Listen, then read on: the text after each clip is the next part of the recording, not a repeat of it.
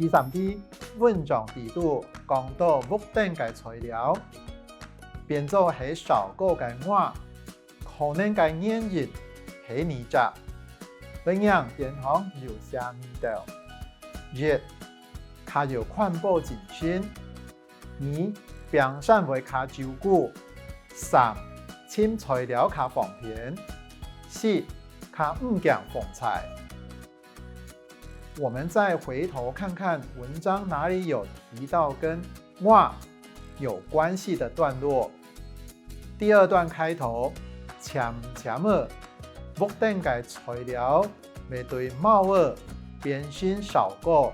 硬土過、沒土過嘅碗，咁樣就較唔驚風采咧。所以我們知道，用碗做嘅屋頂，就表示認為就係驚風采會到呢間屋所貼，所以呢隻答案應該愛先試，較唔驚風采。第四隻，作者認為做起嘅人搭毛料內底可能會遇到乜嘅問題，呢兩樣答案嘅選擇：一，搭屋會發鐵道線；二，壁牆太硬撐，冇韌性；三，當唔係較大條嘅房屋；四，係唔讓較重嘅屋頂。文章底背有寫到嘅，做起嘅人搭毛料內底可能會遇到乜嘅問題啊？文章底背就有寫到咧，會當唔係較大條嘅房屋，所以第一隻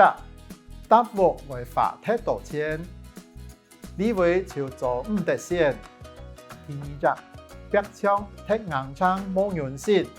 冇呢隻問題，因為茅草做嘅屋唔會太硬撐，所以第二隻選項做唔得先。第四隻